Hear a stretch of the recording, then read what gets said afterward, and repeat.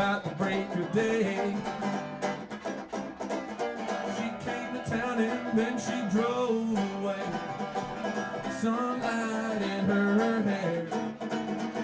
When she come down the street through the river of sadness, there's blood on the streets and it's up to my thighs. You recognize that? That whole river run right down length of the city. Young women cry while the rivers are weeping. She came to town and then she drove away. Sunlight in her hair.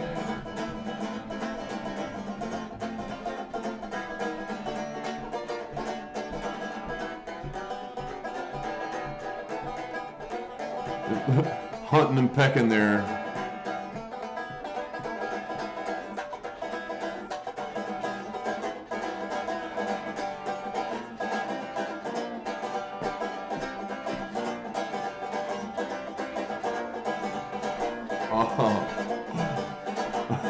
Oh, baby. Indians gathered on Don's highway bleeding. Ghost crowd that young child's fragile eggshell mind. It's not the worst time I ever played this. That's true. It's true. Blood in the streets in the town of New Haven. Blood streamed the roots and Oh, the stained. palm trees of Stained. Blood in my love in the terrible summer. Bloody red sun of fantastic LA. Recorded this year. Blood screaming, they chop off her fingers. There's gonna be born in the birth of a nation. Damn, blood is the rose of mysterious union. There's blood in the streets, it's up to my ankles. There's blood in the streets, it's up to my knees. Immediately decides that it doesn't like this stream. Blood in the streets, it's up to Chicago. Down to Chicago, Put, yeah. put your own music in here, and it's like it doesn't know what to do with it. I might have guessed. Woo! Woo! Ladies and gentlemen, my name is James PFP. You can call me James if you'd rather. Go by their names as well. This is Pitchforks and Flaming Torches, the Banjocast. We're getting up in episode numbers already.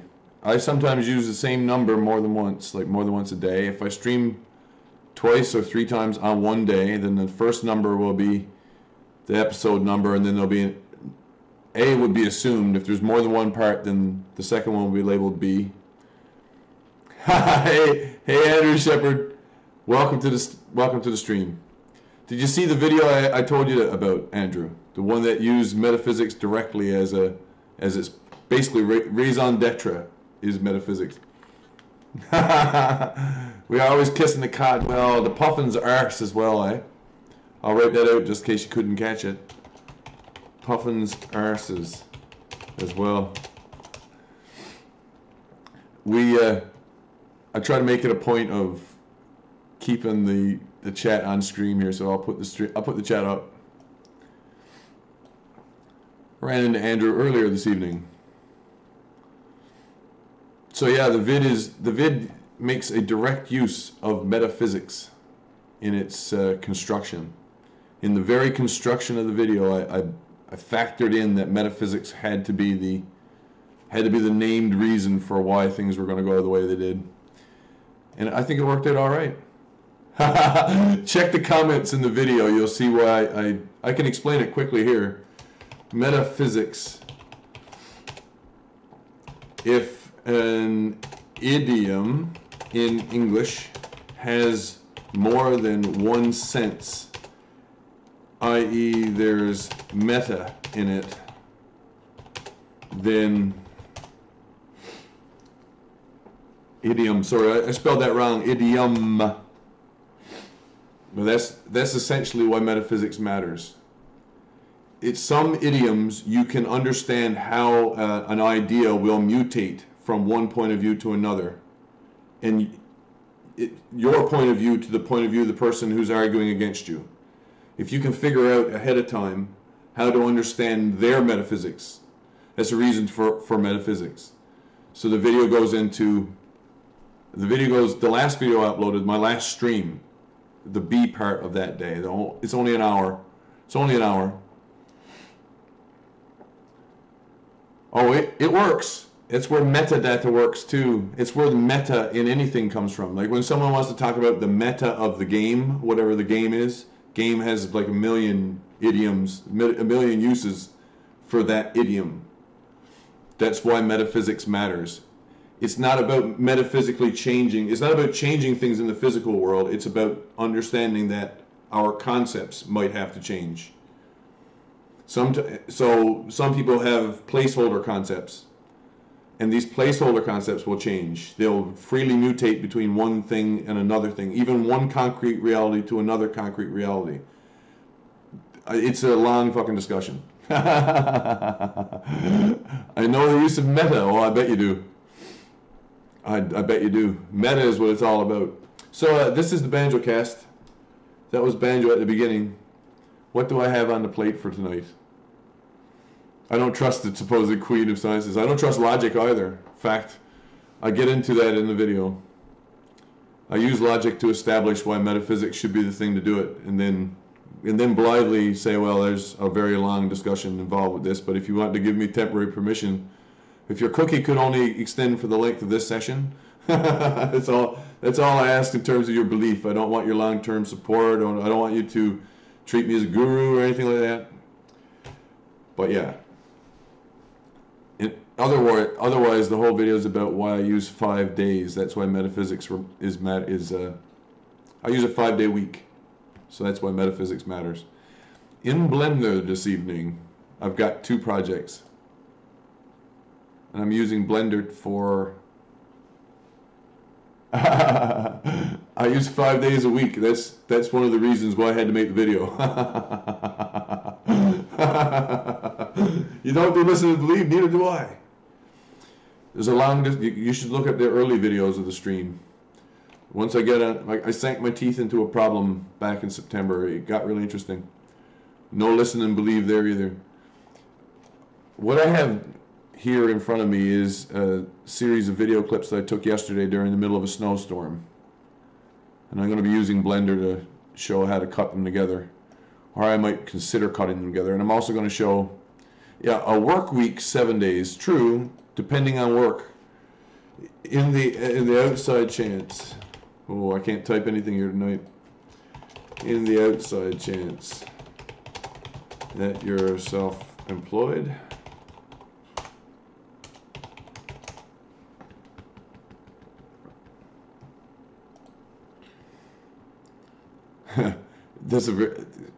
see, that's why work week can be malleable. 5 days a work week, I think. 5 days, 120 hours. You can do things. There's some people work on an under 120-hour schedule. Some people have jobs which are highly demanding like that, so they have no weekends per se. They work 6 of these 120s, and then they get 6 of those 120s off. That's how their time gets broken up. You know what I mean? In the outside chance that you're self-employed, he goes, I is. That's awesome, Andrew. So, I'm going to use Blender to do the cutting. And I've already got Blender happy with, or at least I'm already happy with a synchronization that I did between an audio record I took on one device and the audio record which is inferior. Yeah, you've met those that do that, I bet. A lot of people who are almost self-employed, that's the kind of wild schedules they keep, right? I don't do that either, but I would be ready for it if I ever had to, I think. But it would be under protest, and I'd love to see the contractual obligations, let alone contractual provisions, but it's a whole other discussion. We had a bit of snow here yesterday. News went absolutely crazy about it, so I thought I'd take some footage early in the afternoon, because when I woke up, I recognized, hey, it's late in the year, winter's here. It's highly likely I'm going to need the snow shovel today. Well, actually, I looked out the window when I woke up, and I noticed that it had already been snowing and that there was a certain amount on the ground. But then I went out afterward and I realized it was a lot more on the ground than I'd thought. So I had to shovel. I'm going to spare anybody the audio there, although that would have been nice, huh? It's really good timing on that one. So yeah, maybe we'll check out the audio too.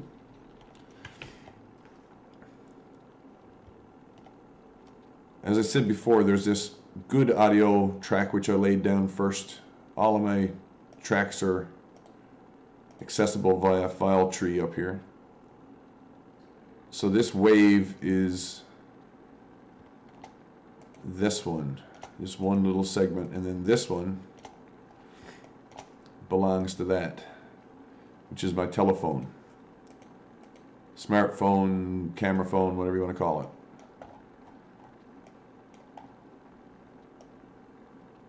A synchronization is as simple as turning one of these volumes really low and the other one leaving it more or less where it's at.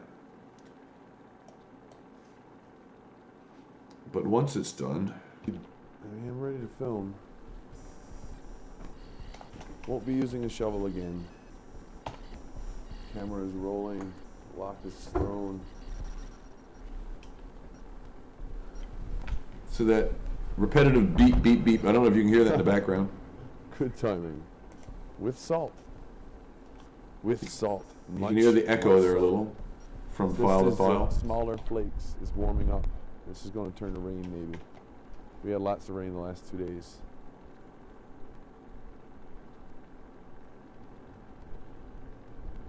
Since I got up this morning, about that much snow.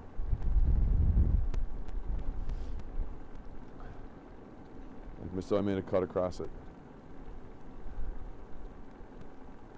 Speaking of cutting across.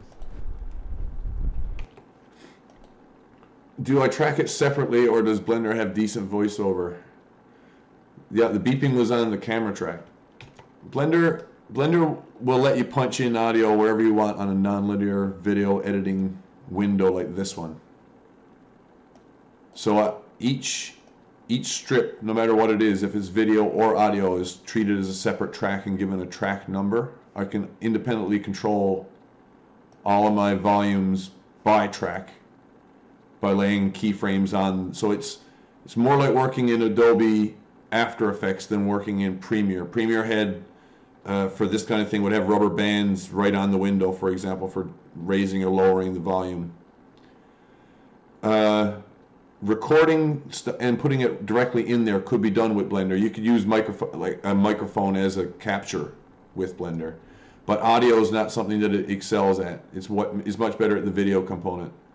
So frequently I'll do synchronization passes with audio, one file to the other, not in Blender, but in something like maybe Audacity, where I can multi-track that way, and then bring a single unified file into Blender at a specific, like to know that it's going to line up on a certain frame.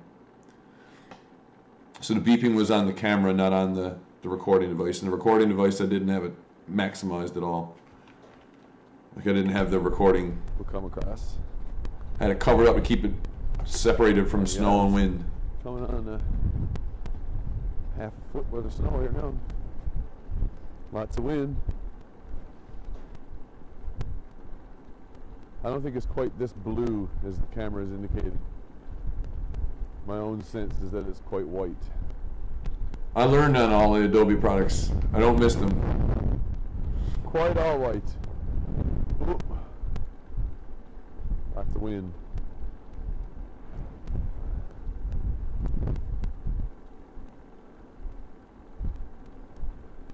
Take a little walk this way. I'll lay down a footpath and you'll see him on the way back in. This thing is already blowing snow. Where do I find the right contrast? Open Broadcaster is pretty good for this. For doing a bunch of things at once, Open Broadcaster's probably got the best memory footprint. Wow. And it's also free. Give me a second here, I'll switch over to another interface and give you an idea. I got another one here which screen captures. So my camera is in front of open broadcaster. And then the chat window's back here and Blender's here. But OpenBS allows me to put as many different sound sources in as I like. I could have like 8 channels in here, which is kind of nice.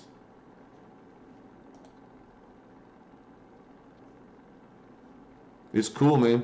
I like OBS. You can practice by recording at home, like recording to your hard drive first and just checking your qualities and stuff, and then start streaming with it, which is also nice.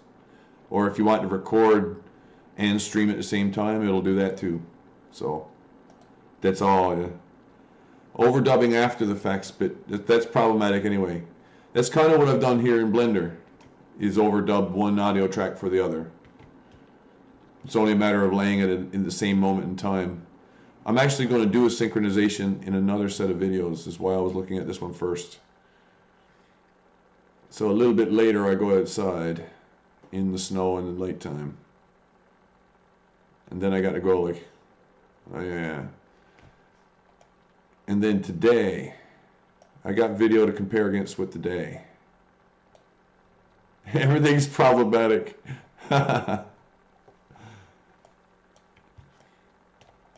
I need something else to get angry about, Sarkeesian.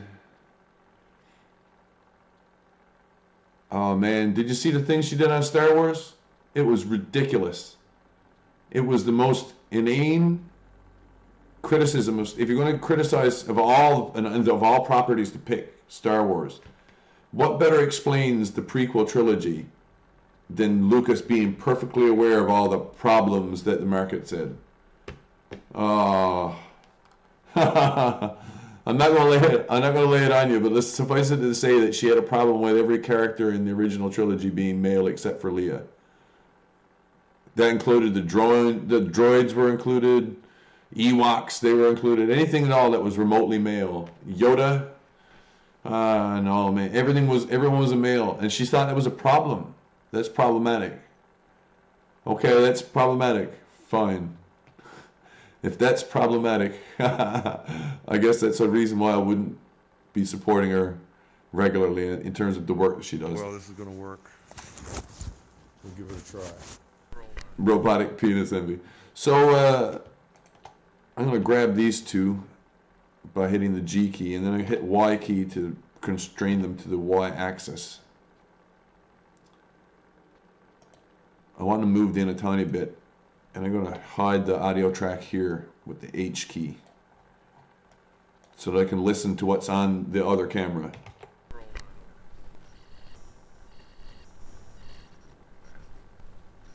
Look for something which will be easily identified. Now that's the door opening right here. Alt H to unhide it. So the door opens right at that moment. So, camera ain't I haven't seen the response yet, and I haven't seen the movie. That's the reason why I didn't want to go and see it. I didn't want to watch the YouTube video yet. I already kind of know what I'm going to think before I see the movie anyway. It's funny, but I already kind of know. It's calling stormtroopers child soldiers. Yeah, I don't know why. Might actually be a reason for that. You never know. There might even be a reason for it. The First Order lost so many adults in the last movie. Maybe they do need to be children now. I don't know. Done and ready to go. I'm going at the door, ready to lock up. Okay, we're rolling on the way downstairs. Fast and warmer in here than it was outdoors. Yeah, I went through the same period. I went through the same thing. Once I was a fan of both, but I was preferential to Star Trek because it was a little bit smarter in its movie, or in its thinking, and it was because TV. It was because TV first. Let's admit it. But at the same time, it had charming features too. funny thing is I got older, I actually do like Star Wars for some reasons. Like, it's not hard science fiction. It was never supposed to be hard science fiction. Midi-chlorians didn't belong there in the first place. That was part of the reason everybody hated the new trilogy, or the new prequel, the Lucas prequel, because he tried to make it into something that it never was, and it lost a lot of its whatever.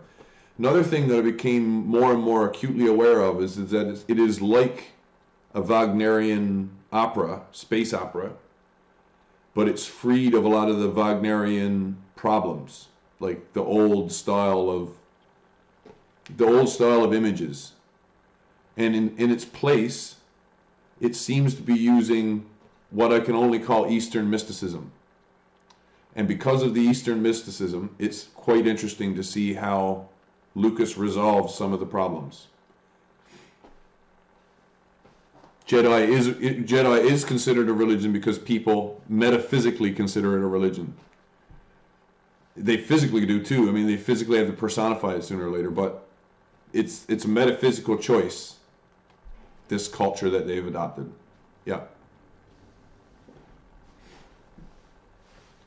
So that's the thing with the original trilogy, with the prequels, and also with the ones which are coming out now. You can tell how true to the originals they are by how they accord with the philosophy which predated it.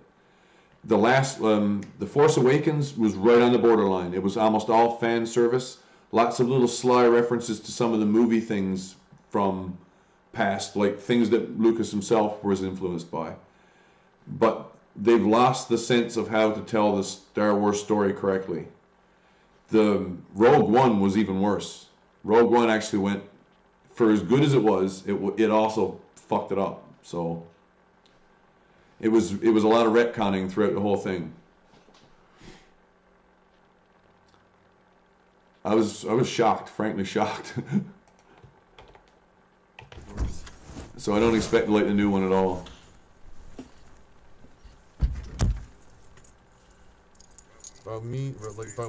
So one of these is in advance of the other one right now.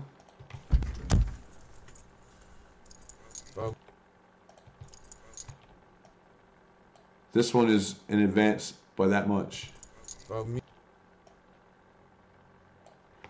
So I can fine-tune this in Blender by choosing the start frame and physically now scrubbing this over to coincide with the right spot. And I can use the green line as a guideline. I could also hold Alt while this is selected and scrub the green line to the right moment. And now this start frame, Control C, needs to be moved to here so that the two of them are lined up and synchronized again. Yeah. Andrew, have you ever seen The Hidden Fortress? Yes or no? Yes, that's a good question to ask nowadays. We're all on our way down. Fast. Must be warmer in here than it was outdoors.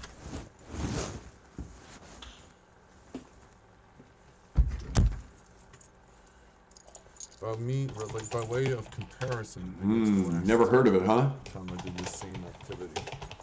Just went up the road. Kira Kurosawa. I can do it as per normal. One of the main influences Meaning for A New Hope. with a cigarette in the way.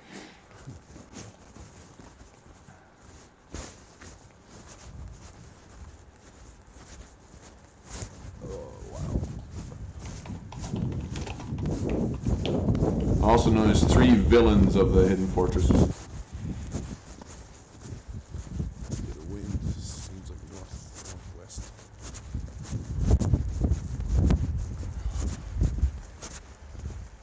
Try to keep the angle up. An idea of some of the cuts here. Oh no, not Seven Samurai. The Hidden Fortress has scenes which Lucas ripped off directly in A New Hope. So there's no question that where the Eastern philosophy came from. How did the Jedi religion develop? It's an expression of It's not an expression of samurai culture. It's more an expression of a Ronin culture, I think. But there's the master. Instead of having a feudal lord, they have a loosely gathered group of masters and students. So it's more like a temple order. Hidden Fortress is incredible, man. Hidden Fortress is an incredible movie. The other one is Yojimbo. Yojimbo. Oh, man. Yojimbo 1961, I think. Or maybe 1962. Oh, incredible. There are scenes in that one that have been ripped off, too.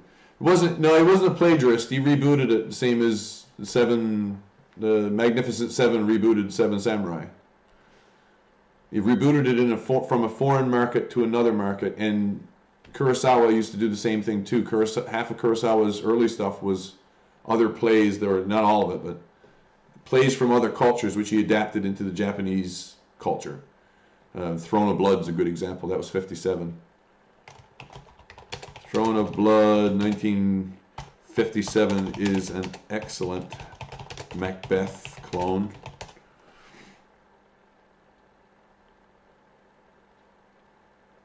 So is Ran in 1985. Full Color is a clone of Lear.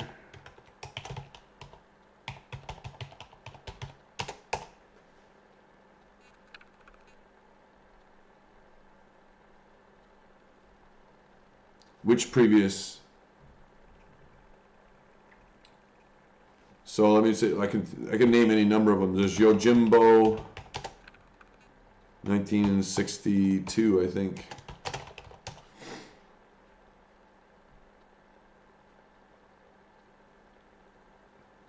Yojimbo comes from a series of novels which was written in Japan, though, and it's more about samurai culture, but it's a Ronin, not a regular samurai. He's a worthless 2-bit Ronin, is what he's referred to as as the story progresses, which is what Obi-Wan's trying to pretend that he is.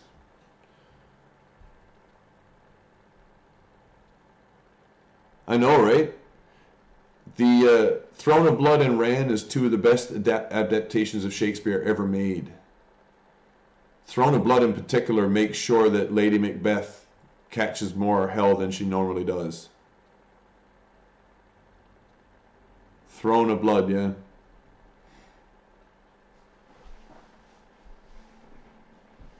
Oh man, if you don't watch another movie this year, Hidden Fortress. The Hidden Fortress, get a Criterion Collection copy. Totally out there. Man, what a movie. So here I am looking at tonight. And what else do I have here? I got a second one which picks up after I leave the store. So I've got this audio record which records everything which occurred on the trip up. I'm going to snap that to there and imagine that that's where that happens. Round 2. Yep. I think I got that just from looking.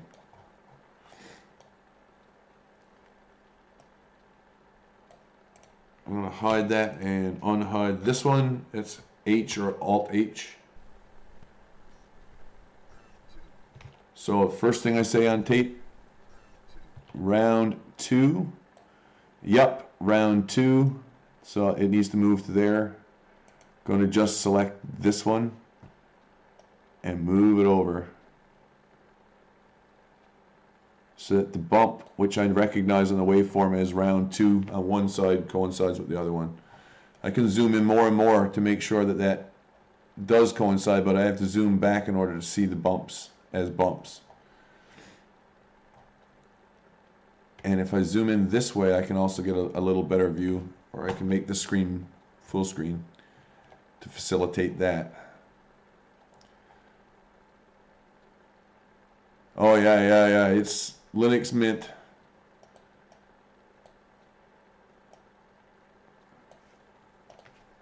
No more Windows. Hang on.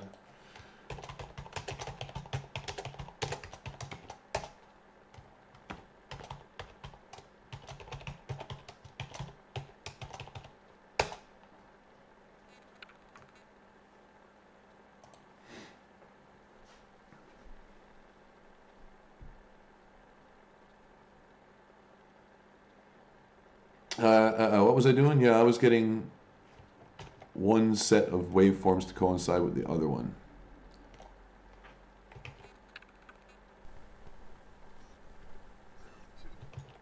So this is the new start frame. I'm going to copy it to this one so they both have the same start frame.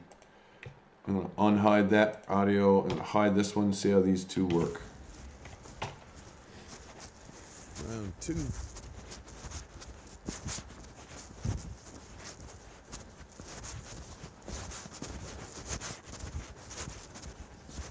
Have you ever tried building it from scratch like a Gen 2 deal? This will be on the side of the rotor one anyway. So you get like max performance out of everything?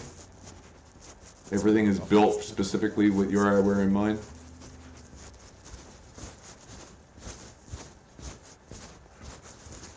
Really, it matters more for the processor and the cores than it does anything else.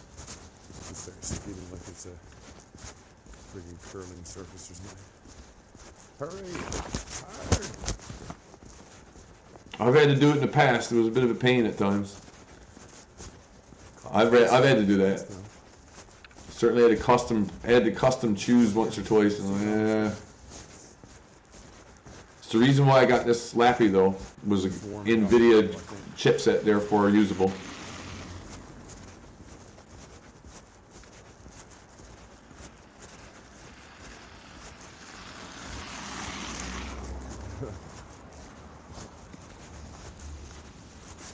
Here's where I surrender the road back.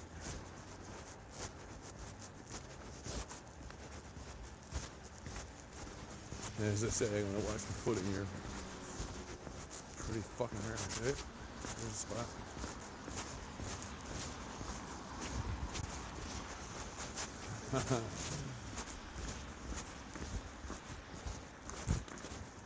Sit down there and make a meal of a cold plate. As soon as this traffic passes. Not this one coming. This guy. Which way are you going, dude?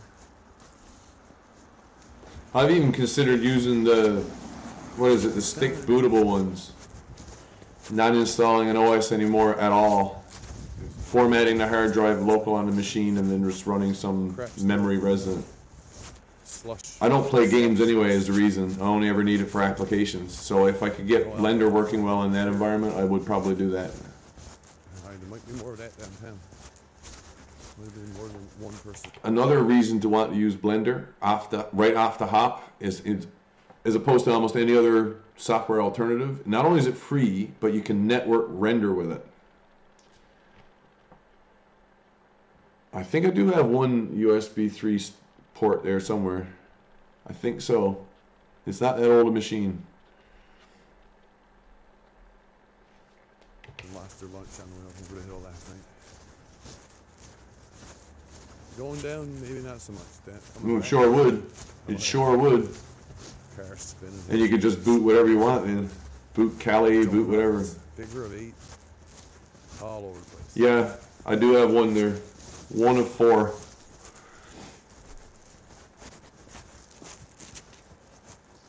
Probably shoveling. Yeah, that's the shovel job here. I had to cut out. It wasn't so bad.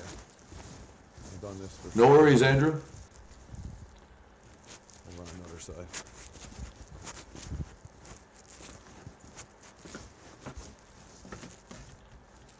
Stay warm while smoking. Very cool. Well, this is non-standard usage of Blender. I'm going to warn you now. I'm going to give you an idea of what it normally looks like. When you first load it, I'm going to go to a new Blender file. When you first load it, reload startup file. This is what it looks like. This is what it expects you to work with. It is a 3D animation program, or 3D CAD program plus animation. And then if you click on the top bar here, you click under this one of these will get you to video editing. And if it doesn't, you can create one. And under video editing in the normal Outlook, this is what they call a timeline window. No, this is the video editor window. A timeline window on the bottom. And then this is the display port. So I've changed up my presentation of my own particular startup file. And mine puts my video window more like this. You can rearrange the windows any way you like. It's freeform in the way that it does its window management. It's not. It can work on any operating system, but it doesn't use the operating system's libraries when it comes to building the GUI. Like, its GUI was coded from scratch. You know, it's pretty neat for being able to change the workspace any way you want to. So if you're doing 3D work and you want a 4-way 3D port, you can set one up in a moment or two. If you want to do compositing, as in with After Effects, it has a compositor program, like nodes-based compositing. If you want to do game logic or motion tracking, quite good for that. And my own video editing is my own personal favorite, though. The fact that it has a non-linear editor tacked on to the compositing. So you do compositing in one set of cycles, and then you can send whatever comes off the compositor to the video sequencer afterward. Dependency hell, it needs Python to really run, so it comes with a copy of Python with it. But other than that, none. It works on all operating systems. It runs somewhere, but it used to be C. It used to be entirely C, but it became Python in order to become properly portable. So now it's totally portable. And the other option you have is to pack all of the files that you're working with in a Blender file. They call it a blend. You have an option of leaving symbolic links to where actual file sources are located on your hard drives. Or you can tell Blender, pack these files, whatever files I'm using, that is, this texture, pack a copy local to the Blender file in the Blender file. And then when you copy the Blender file, you get everything, including the source files. I think it's Python 2x, it's 2x, I don't think it's 3 yet. 2.7 probably. No, yeah, it's nice. It's really nice. I've done some pretty decent work in Blender lately using Python. If I may show it off, I'm going to show it off. Open recent. This is a very long, very drawn out. This is a very long, very drawn out problem I've been working with right here. There's a small section of map here. There's a car represented on the map. And I want the speed of the car represented on the map in the top-down view as the car moves. And I've taken some data points to work out what the car might look like as it moves. So these keyframes have been laid down to establish what the speed of the car is. And I've written a script in Python, which I can now run, and as the car moves, the numbers will update in real time as the car is moving. Let me see. So here's the script underneath. It's pretty small. And here's really the key thing to know about. bpy app, or bpy.app.handlers.frame_change_pre.append, and then the function recalculate text. It's excellent. It's absolutely excellent. So let me run the script and show how it works. View. No. Template. Oh, right. There's an actual button here. Run script. Same as Alt-P. Nothing happened to tell me that anything was wrong. But here you can see now if I highlight the actual number. And I made some modifications to the script because when this started off, I had it in kilometers per hour, and people that were watching it found it difficult to understand kilometers per hour. So I've changed it to miles per hour to make it a little easier to understand. I also have the option of going into camera mode here. So this is the planned camera motion for this sequence of animation, plus we can see.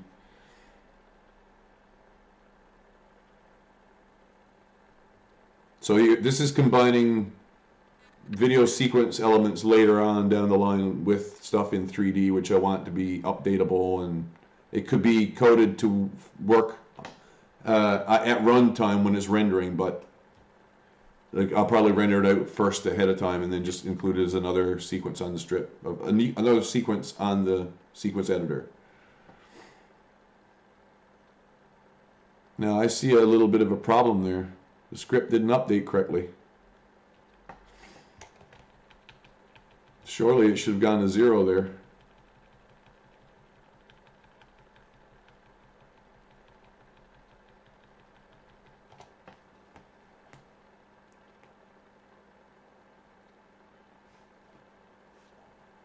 Speedometer Challenger, that's correct. Float object vcalc. Let's have a peek around for that.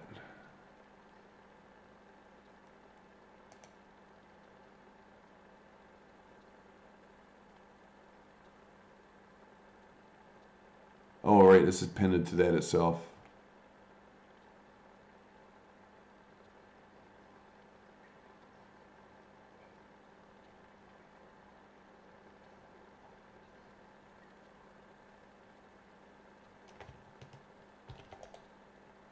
Alt P was to run the script.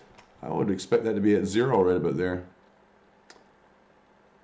So I've got a couple bugs to work out, but even so.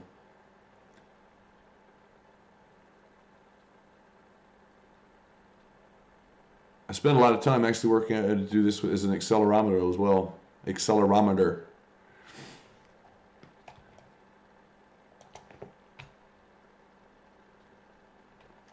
Let me go to 10 frames at a time. It's just faster.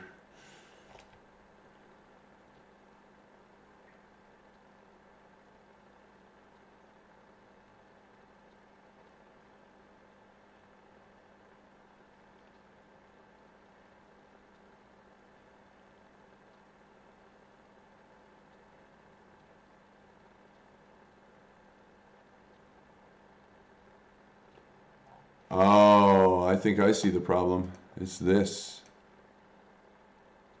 Ghost position should be behind the car, and if it isn't, it's going to be off, and that's the reason why it's off.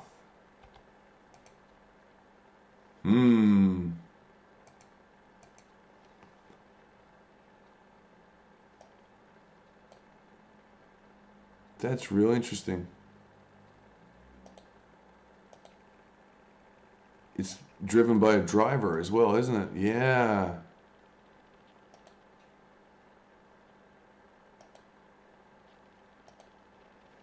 So the driver for this, I think this is my problem. I've got this script reading 2 values. Both of these values are linked on my item here. It says ghost position, right? So there's X location, there's a Y location. These are 2 variables which are determined by having a direct peak at this controller. So wherever this is, that should be but lagged.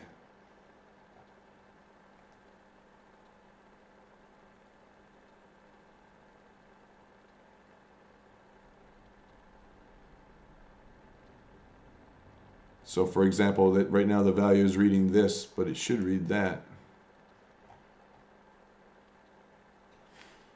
Don't know what I did there.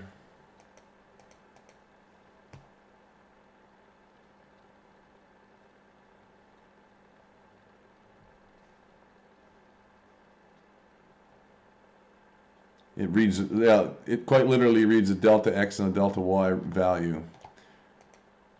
I seem to have a mistake somewhere in this controller.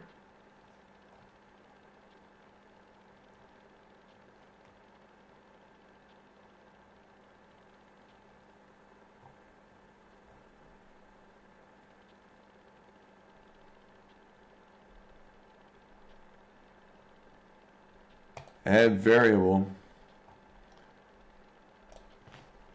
ghost loc y. It's going to be an object. Vehicle controller challenger. Let's pick it.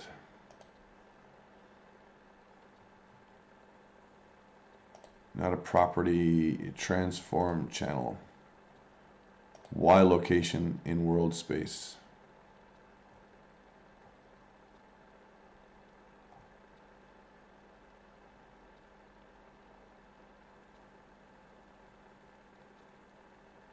these the same? And I literally haven't touched this in so long. I'm beginning to, oh, I got the wrong one there. It doesn't have to be that one. So it's quite, it's not an odd question at all. But yes, and from a bunch of different points of view, which is how I've collected different data points to work on the map.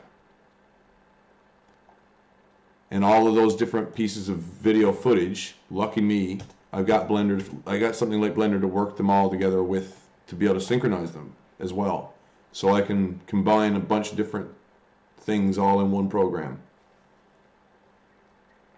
Yeah, it's modeling only in 2 dimensions, a section of downtown Charlottesville, yes. So the intersection in question is the one that's all marked up to heck and gone here. And also when certain things occur that day, like when did the van arrive there, the minivan. That's explicitly tracked in this animation. And also, and it's tracked against what we know to be true from other points of view, like who's the cameraman, for example, that establishes this is true. Some things can be established from more than one camera point of view, reliably.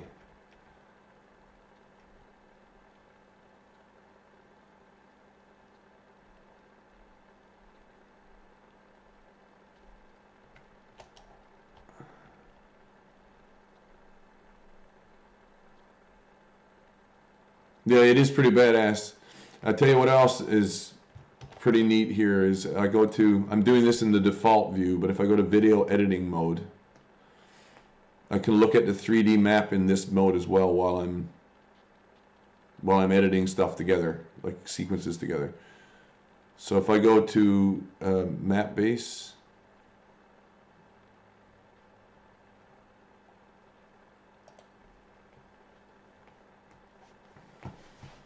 if I go to map base, for example, I can choose which pieces of footage I want to look at once, and this will be the canvas which I'm viewing it on in the top window.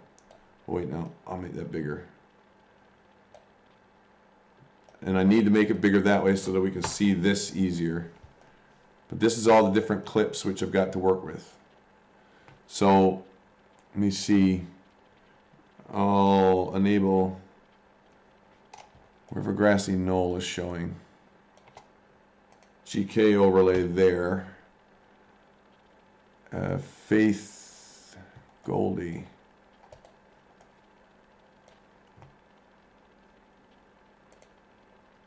Alt H.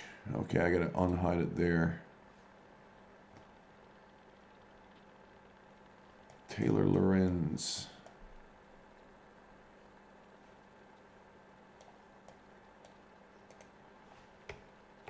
Also Alt H.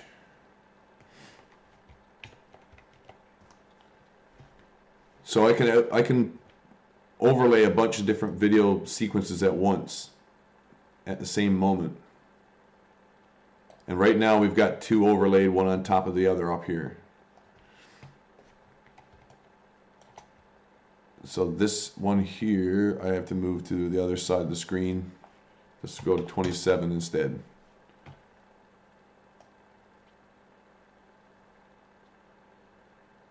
What's incredible is when you get to the key moments, you can totally read who's doing what and why, and who's looking where. So give me a second. This may well cause a crash. It often causes a crash nowadays. Oh yeah, while the 2D is playing, or I could put 2D on the screen on any one of them. This is where this particular person is against that map. Because I'm tracking each of the different people on the map and where their cameras are pointing. So that's total. I can follow any person's individual motion, or I can see all of their motions at once from above. Yeah, with trigger points, whatever you want to call that. Yeah.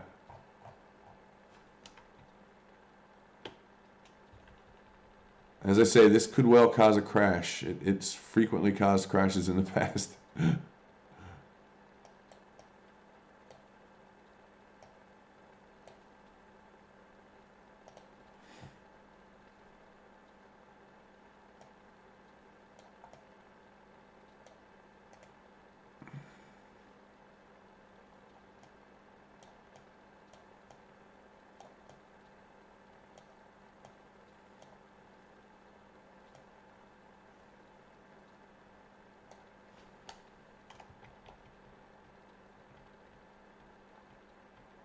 And this tracks an entire 16 minutes unbroken from about 6 different points of view.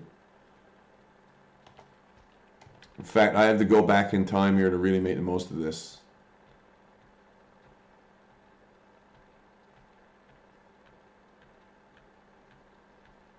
Oh yeah, yeah. Well, but that's the thing. I would actually not. I don't want to force that. But what is funny is what you can see when you do that. I'll show you what I mean.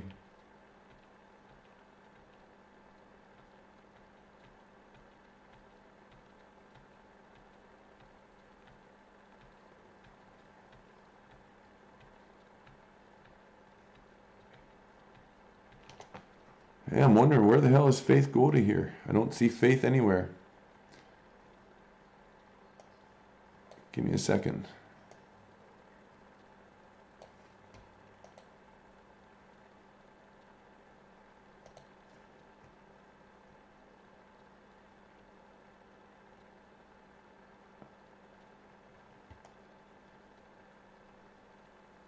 Oh, it's entirely funny what you can see when you do it. This is Ford Fisher's overlay, I'm pretty sure. This is crashing. You can see the program starting to freeze up with all of the different windows I got open. Let me see if there's anything I can offload from the system. It's still managing all right.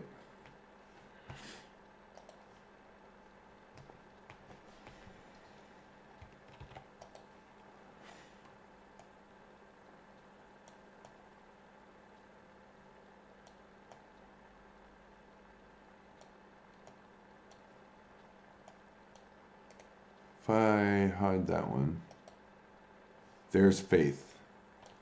Right. See, I need to see Faith Goldie for this to really have any impact, I think. I think the person who has the most explaining to do is Faith Goldie. And if we watch this particular moment in time,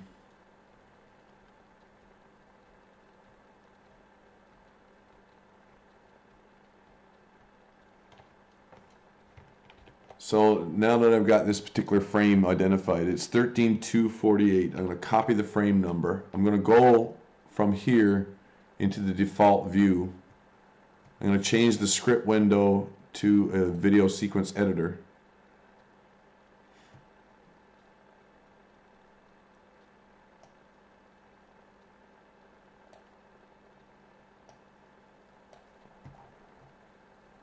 And I can show on the map where everybody is. So Faith has just crossed the intersection. The minute after she's going away from the people that are chasing behind her, she's going, "Come on, guys, I'm looking about inclusion and freedom of expression," and she starts like lecturing a little. That's when she's walking right across the intersection. Okay? We can establish this because it's in the video and it's easy to see the video. So if I go to the video now, this might not work too well. I've got all the audio disabled.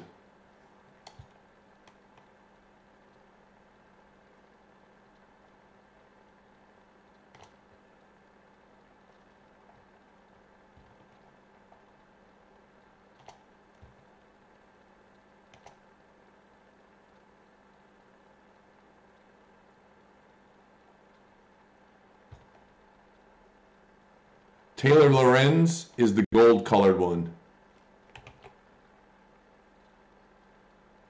That totally caused the crash. Taylor Lorenz is the gold colored one. Faith Goldie is standing. No, sorry. Taylor Lorenz is the pink colored one. Goldie's the gold colored one. Rebel Z is the blue colored one.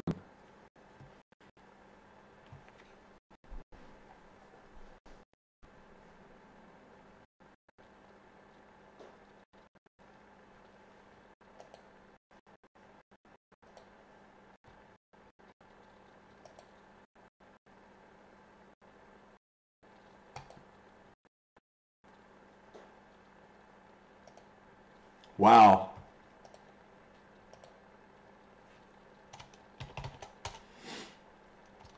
Sorry about the freezing. But yeah,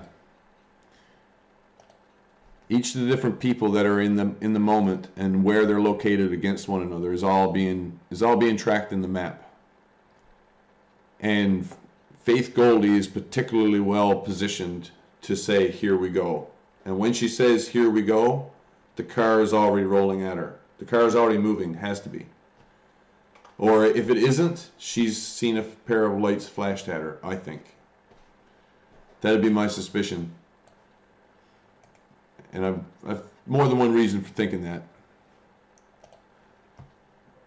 But hey, what do I know? I'm just a guy I wasn't actually there. Then again, I didn't expect to have such a wealth of like footage sources to work with, so I didn't have to be. That's a real good way of putting it. I didn't have to be there because these other people were there, and two of them in particular were really close together. Man, two of them.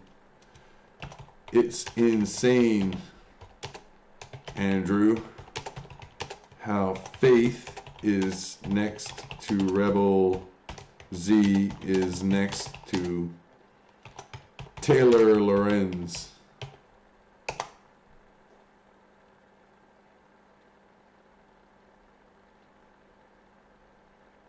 Yeah, if I had a better computer to do it on, it would be like grease lightning. So I'm going to have to render everything out in order to get the most out of that particular project. But it includes such diverse things as having Python running a script to update things on the animation or whatever. And it's perfectly capable of doing that kind of thing.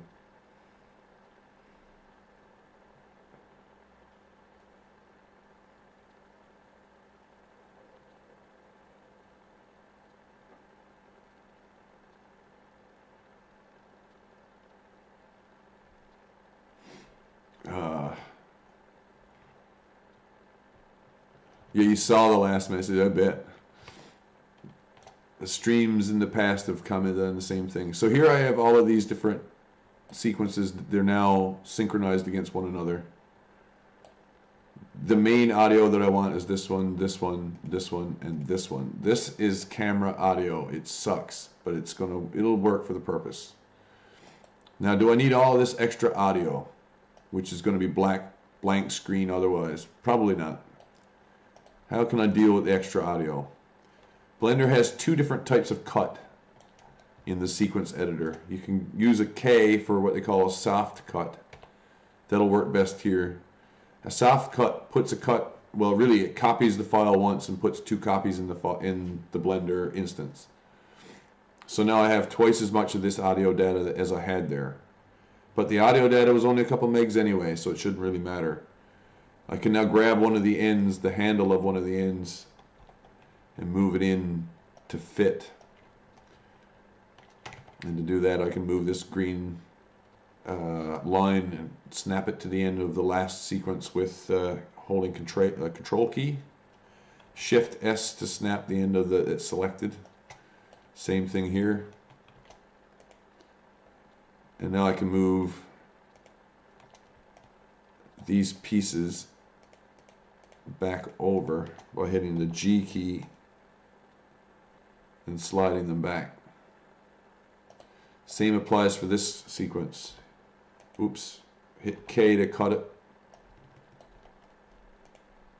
Shift S to snap the handle to the nearest control point. You can also try that with this way. Shift S to move it back.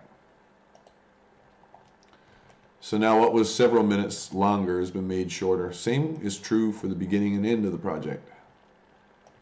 Or the beginning and end of the first clip here. I only really need this much audio.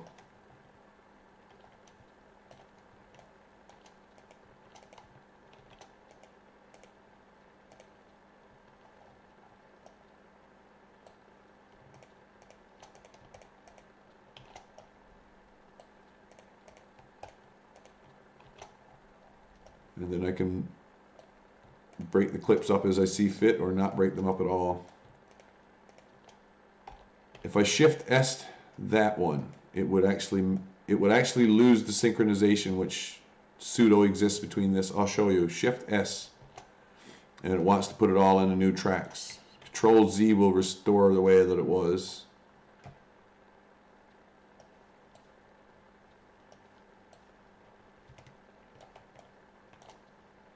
It's much simpler for me to just grab it and move it to where I want it, maintaining the relationships.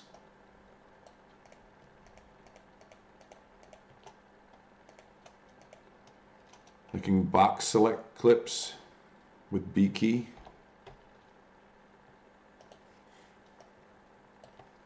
Can Control C in a box like this and Control V it to another box.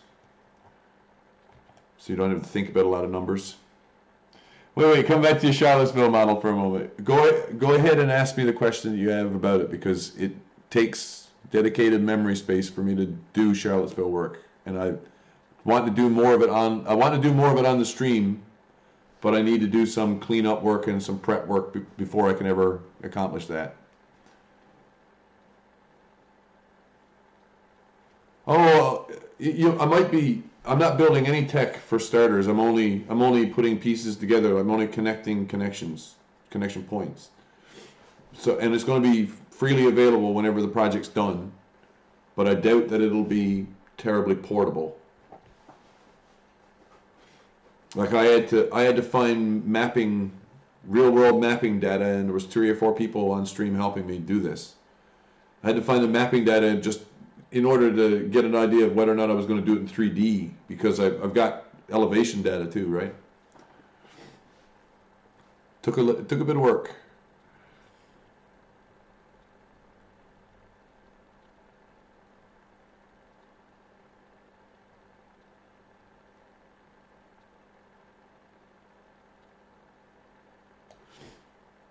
So now that I've got this much done, the last time I did a project similar to this, what I did with Blender was to simply put the ends end to end and let it cut, or that what's called a hard cut from one sequence to the other. No sense of transitioning or fading or whatever. So do you have any other question? I think you're building the tech. The particular project is one thing I think it could be a huge shit kicker. Well, it's one of them. It was the best example of a clearly prearranged story that I'm gonna point this out to you. The people that I just named, the 3 people that are media, bigger media, one of them is supposedly an independent, and seconds after the car crashes, I mean, he was on the stop line on that road. He was standing on the stop line behind where the crosswalk is, and all the vehicles just got pushed past him, so that now right next to his toes is the front wheel of the Challenger in question. Revolutionary Z says, this is incredible. He goes, wow, that Nazi just crashed into a whole bunch of people. Like, how did he know who to blame other than generalized? He jumps to a story which is then accepted for the rest of the day before anybody else does. In effect, Rebel Z is there at the exact moment that he needs to be there in order to yell first. And all of them start yelling the same words. Holy shit, holy shit, holy shit, holy shit, holy shit, holy shit, holy shit. It's like they're babbling and it's a photon multiplier or something. It is friggin' incredible. It's too much to believe. Way too much to believe. There's the stuff you can see from the drone, even more incredible. From the overhead drone. How you're a white male. It wasn't only that he was a white male. They were ready to say what had happened before it happened. Another example is the red minivan at the bottom of the road. The missus who parked the van there. There's video evidence showing that she parked the car there. And not only did she park the car there, she also she said that she'd stopped and parked the car there because the counter protest was coming and blocked her. She'd stopped 5 minutes before the protest arrived there. So the stories don't accord. The stories that are officially down on paper and have never been challenged are blown out of the water in terms of the actual official storyline. So yeah, it is the mother of all conspiracy. It was way easier to refer to that one in a way than Vegas. And as I got deep into Charlottesville, about a month before Vegas occurred, and when Vegas occurred, I said, okay, I gotta stand back because there's gonna be too much of this before long, and I won't be able to do anything useful with the first one. So I intend to release a 16-minute cut that will be all of the different footages from different points, like at the same time if possible, being displayed so that you can actually see things from more than one angle. It's the best thing ever when it comes to how to strike back against the friggin' fake news. It really is. Charlottesville was incredible. I don't think it worked out the way they planned it to. There are some insane things in Charlottesville. Like Gilmore's video is insane. Fuck their testimonials. True. There's no way. I mean, I heard a lot of people that were not happy with the explanation. Oh, that dude who's midair. How could the photographer possibly have taken that shot? And there's none of the stuff in the background is all added in afterward. No, actually, no. That's all there in the shot. But the story which gets the photographer in just the right place and time to get that shot means that the photographer either had to know ahead of time and have an easy round the corner walk, or he had no time whatsoever to set that shot up and actually get it. Oh yes, think more meta. Use more meta. Fair point. Think more meta. I can go with that one. So what can I do to go between one? I'm going to completely erase the old unneeded audio file. Here's how I can use Blender to marry two disparate clips together. I'm going to grab that one also on the Y, and then I'm going to grab both of these. If I can use page up to go to the beginning or end of the next clip on the sequence. Page up or page down. Okay, I'm listening. 1, 2, 3.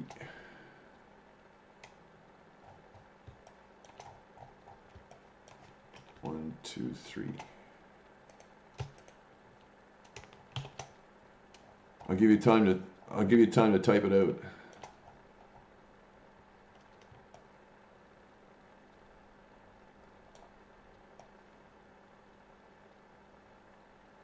Oh wow, was that really? I don't know.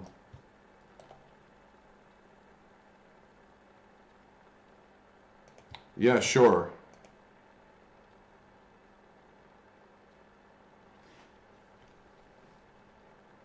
If the helicopter data was known, I could import that too, yeah. Come to think of it. If it was known and in a database somewhere. The last two things that I was getting into was tracking the helicopter and the crowd. Because the crowd comes from different directions and gets bigger as the protest goes on. The riot.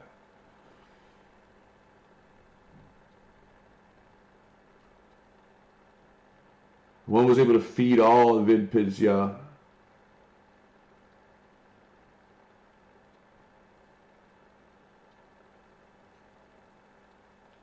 I don't know if you could use Blender for real-time processing like that, but you could certainly do it after the fact. It would still be happy enough to accept data from a script that was set up to do that. Yes.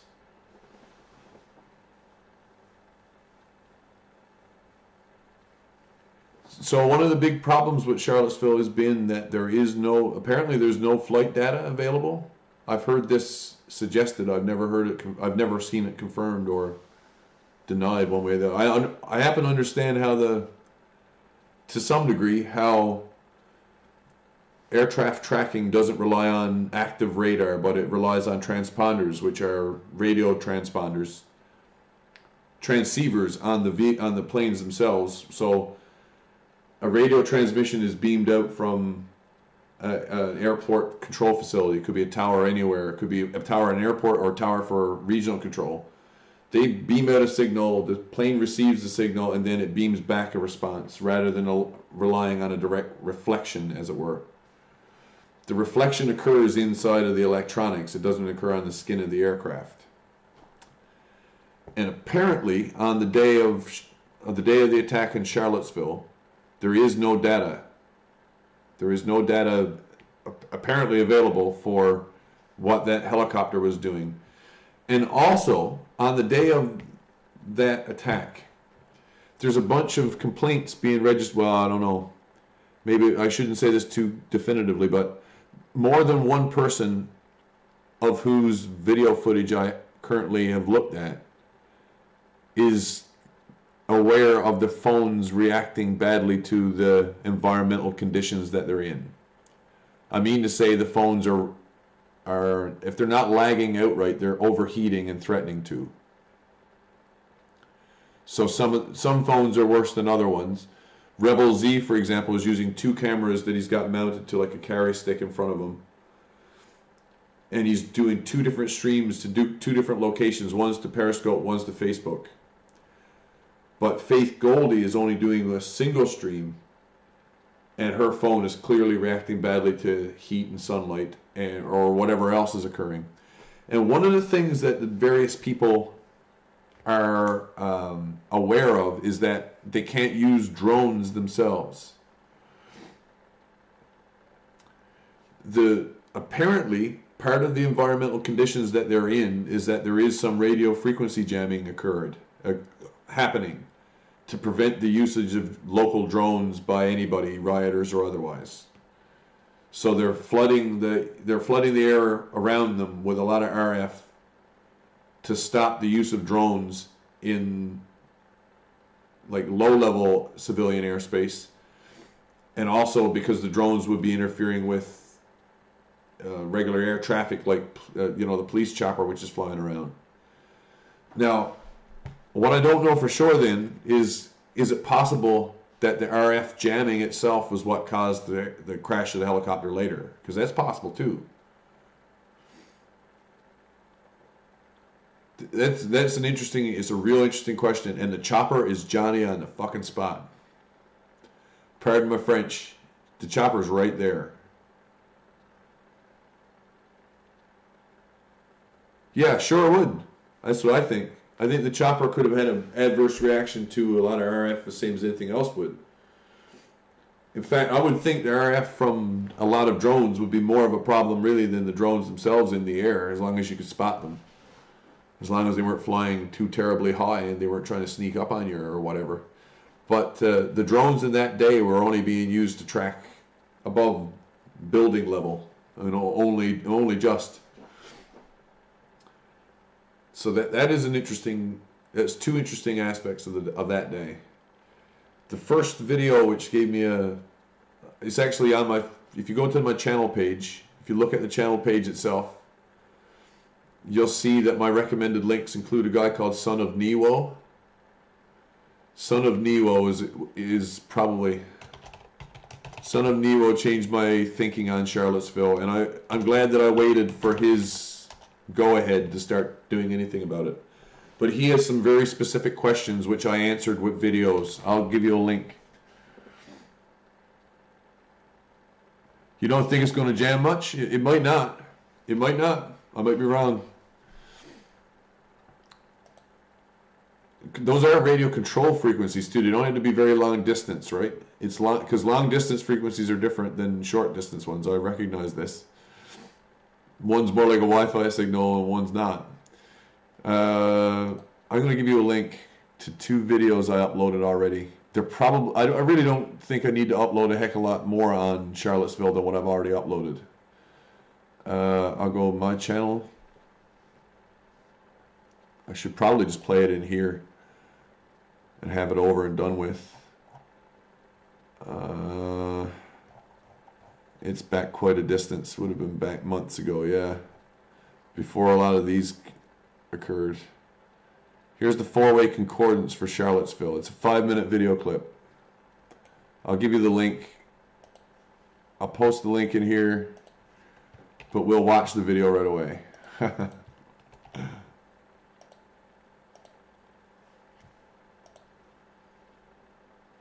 So this is one I released several months back on this specific topic, so you can get an idea of what the overview of the situation really is.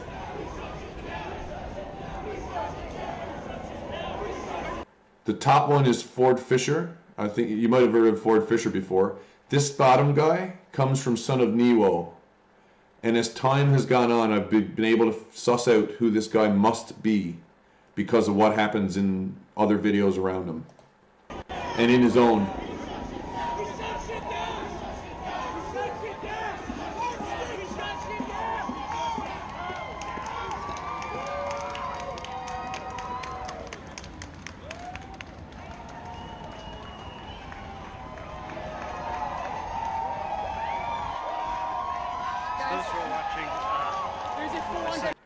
No joke.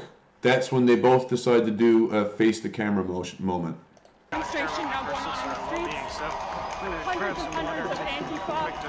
They're nowhere near one another. But I wish I'd done the live stream for now. It's just like clowns. If you have any questions now, And you they're get just time taking to to the comment. street.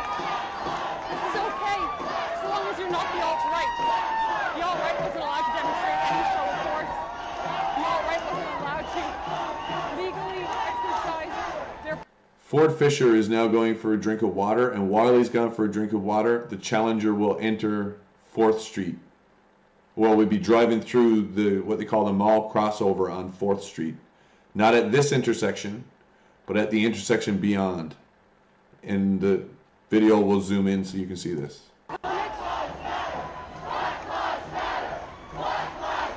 BLM, and all of a sudden the cops don't care. Where's the riot police now?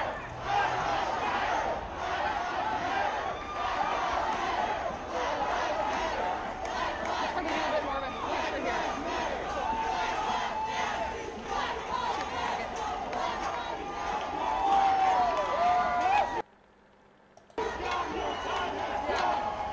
Imagine, there's no permit for this, guys. Top clip. They're declaring this a victory because cops in riot gear shut down the alt-right. But these guys are allowed to march. No problem. Black Lives Matter is allowed to march. Alt-right is not. They are your streets. No joke. As the car goes over the crossover, there's somebody down in the road blowing on a vuvuzela, but that occurs more than once because more than one car goes onto that road. So the crowd itself is having a certain amount of information, metadata, if you will, being relayed throughout itself. They do have some organization at hand and like working to transmit messages about what to do and when to do it. And as time went on, I got more video clips than this. Even more information from the crowd itself becomes evident. There's freedom of assembly for one group and not for another. There's freedom of protest for one group but not another. You don't need a permit if you're anti-SWAT. But if you have a permit, The answer you're is all this right. point, I don't know. You're not allowed to mingle. You're not allowed to talk about ideas. That's rather hard Or to say. chant some George Soros slogans. And you're Go ahead and chant some George Soros slogans, why don't you? Faith, you better watch yourself. good to go. You can assemble any time you want. These are your streets.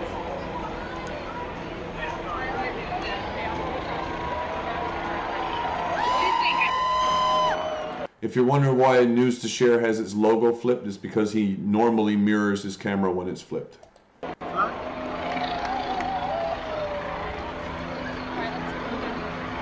Watch Faith. Are you with the alt-right?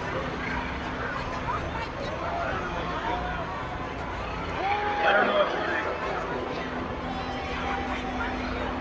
It's very I'm looking to fix inclusion, guys. I'm just looking to learn about inclusion. Like, let's see.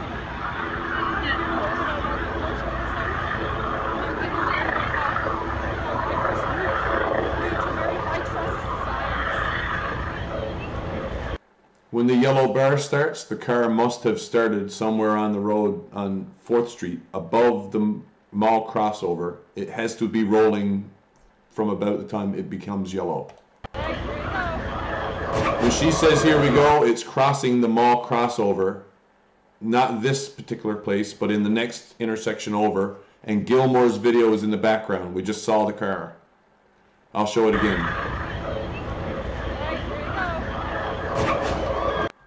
I'm going to show you one more time. She says, all right, here you go, when that car is on the level part and nobody can see it.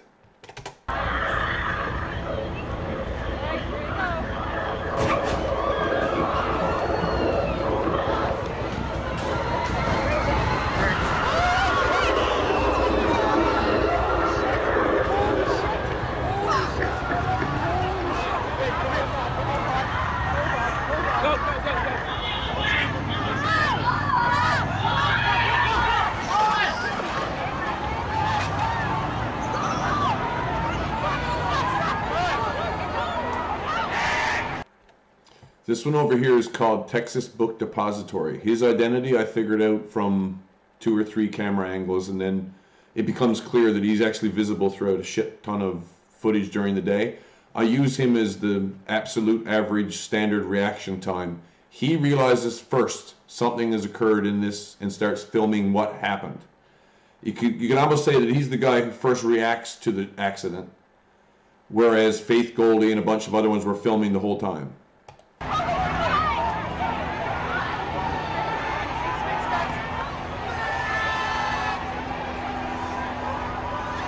He gets all the best medic yells, for example. She ducks around the corner, resets, and then comes out to say what she just saw. Mr. Ford Fisher up here in the top corner, he passed the intersection 5 minutes before the accident, noted that the car was already parked at the bottom, because it was there to be a roadblock, no other reason. And he stays out of the way of everything until after the accident occurs, and then he hustles. He still beats the cops to the scene. Here's the cops.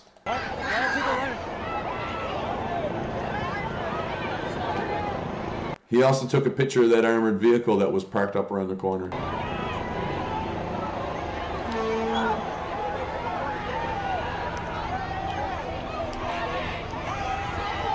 And this guy in the bottom corner, Son of Nero calls him Grassy Knoll. He calls him this. You can consider this video as being shot from the Grassy Knoll, is his way of putting it.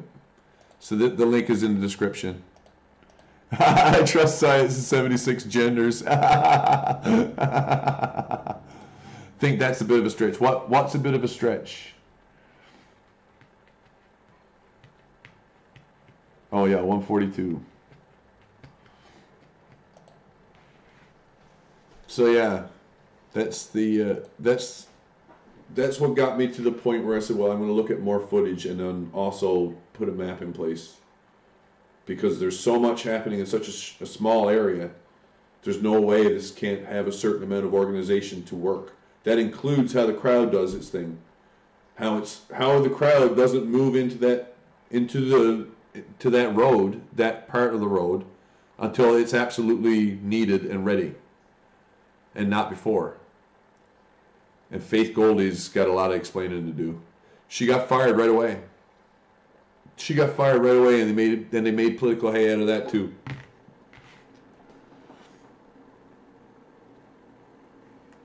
Oh, you're not seeing much? Or you're not? I'm going to ask you. The first thing I asked the lawyer, Son of Nero, is this: if you were standing in the bottom of the hill, if you were standing on Water Street and looking up towards the mall, how much of a grade is on that hill? And he goes, well, it's a good grade on that hill.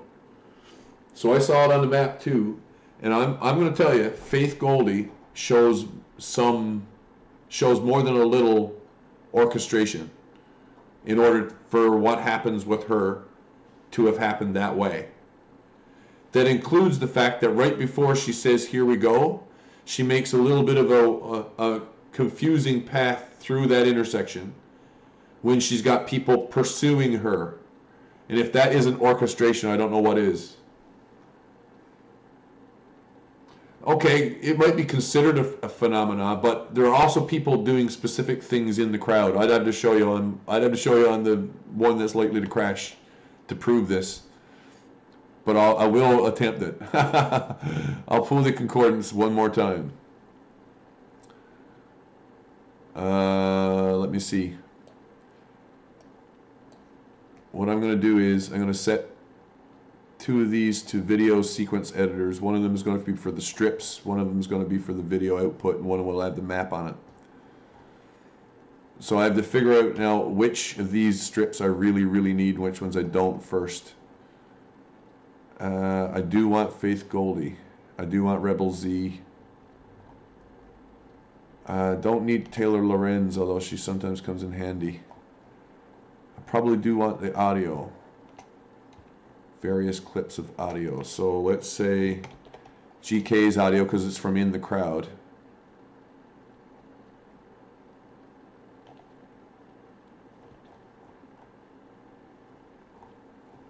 And I also have Commander Cody's video and her audio. Her audio is really useful too. Her audio has Commander Cody has the only audio which sounds like a car horn being beeped.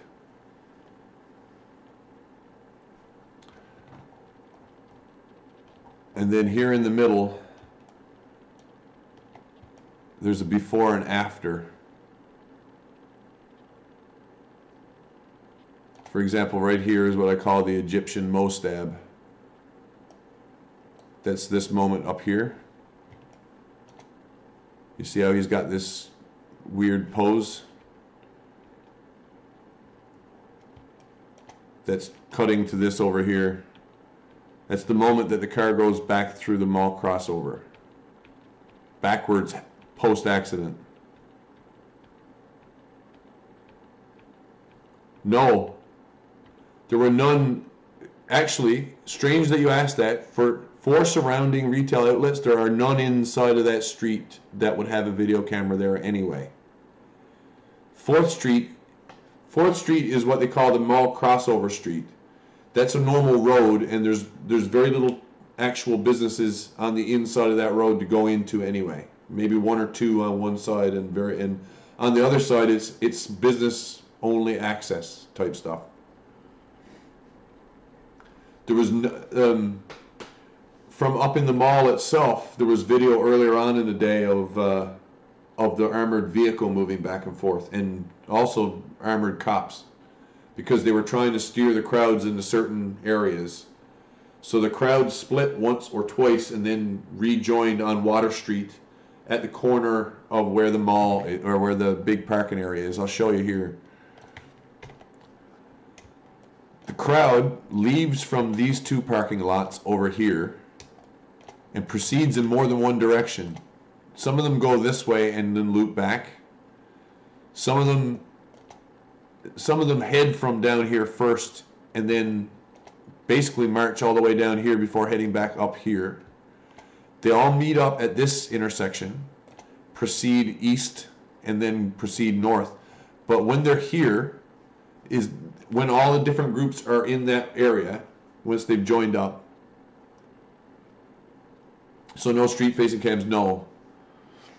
What about from the armored truck service? No, the armored truck was a state police, I think they said. I think it was on loan from the National Guard, but it was loaned to the state police, not to the city. So that's the armored truck service. When all of the different cameras are here in this area, I'll back it up here.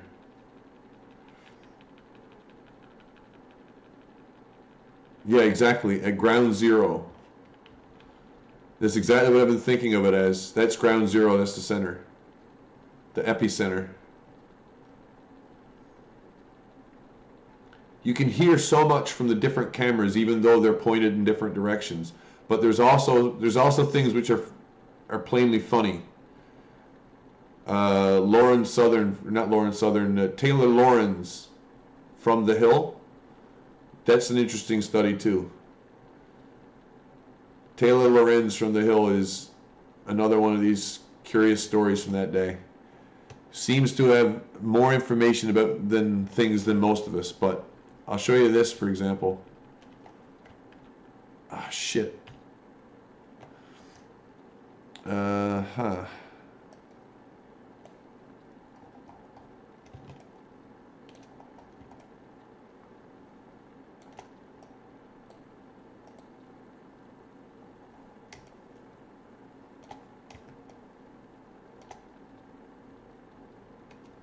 So this pink one, that's Taylor Lorenz. Lorenz had this super long video done during that day. But right after this guy, who's affectionately called Grassy Knoll, right after he arrives, he's here in the bottom left, or the bottom right hand corner. Right after he arrives down here and just stops and waits for the crowd to pass him by, Taylor Lorenz passes by him at the beginning of the crowd. And when she does, is a funny moment.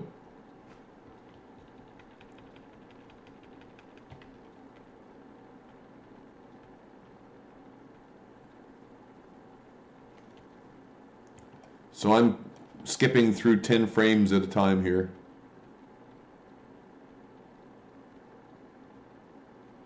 Taylor Lorenz is wearing what I can only call, well, it's like it's black, and it's like a round Asian style straw hat, maybe bamboo leaf hat. Only way of describing it. She looks like she's maybe Viet Cong or something.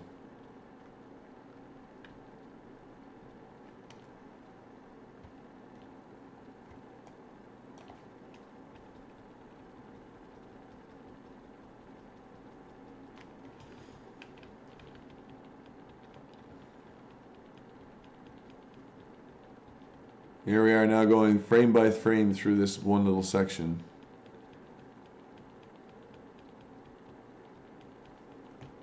She should be in his field of view. Here she is. That's Taylor Lorenz right here.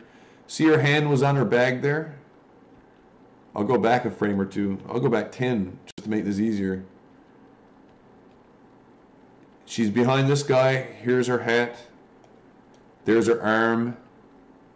Her hand is on her bag, which is on her shoulder, opposite shoulder, and on this hip.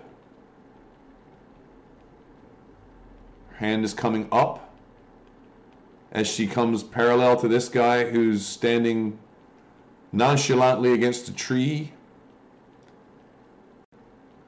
And when this guy clears her, can you read her hand now?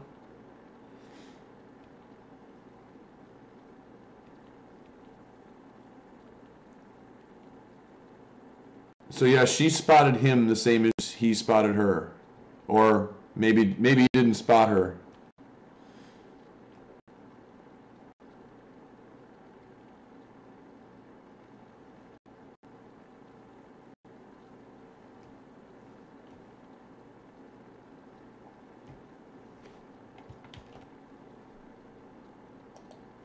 Once again, I'm getting crashes from trying to do anything heavy duty here with this, because I'm streaming as I do it.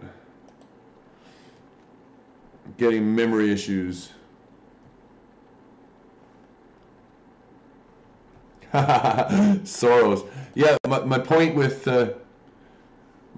concern over Soros is not so much the concern. I might share your concerns, but I think it's too easy for Faith Goldie to get a lot of people to agree with her by saying Soros as well. Do you get me? I'm not disputing one thing, I'm calling the other. I'm not disputing the connections. I'm disputing that she should be able to get easy credit from it. Yeah, she totally flips that guy the bird. Turns out that guy is probably a cop. So how did Taylor Lorenz know to flip him the bird? Did she spot him ahead of time and say to herself, I think that guy must be a cop?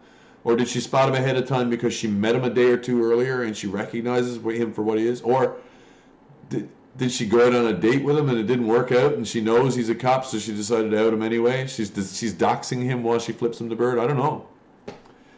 But that's the kind of orchestration which shouldn't be overlooked. It is a bastard.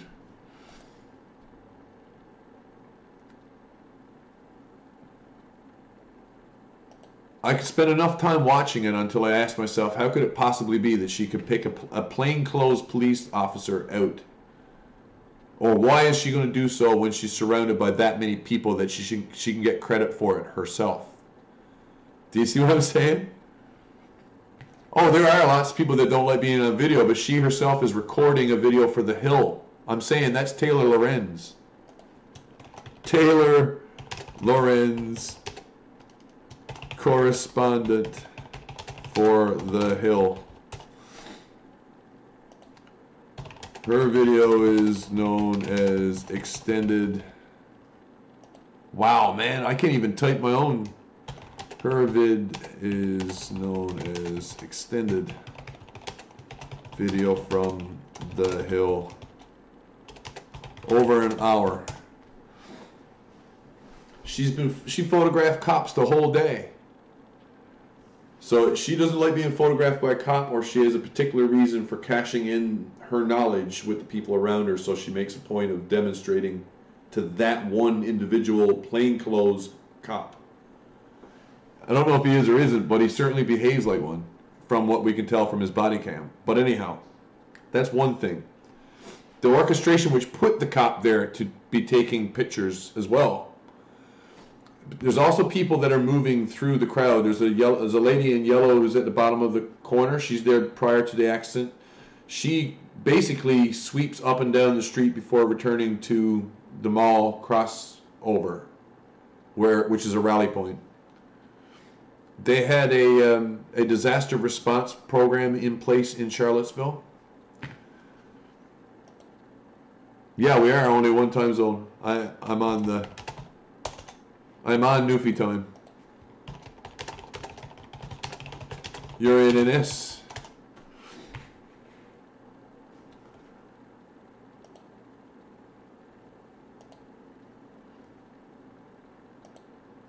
Ooh, screen capture I want. I don't want video. Oh, New Brunswick. Yeah, practically the same. Practically the same video. I flew over you guys. My last video my last actual upload was a video flying over the Maritimes, which was excellent, and I enjoyed very much making. Again, my channel, recent uploads, other than what's been put in. Yeah, that one. Hold short and take off, eh? That's a real simple video, that one. Got some real nice shots of PEI, Magdalen Islands, and Cape Breton. Real nice shots of Cape Breton, straight down.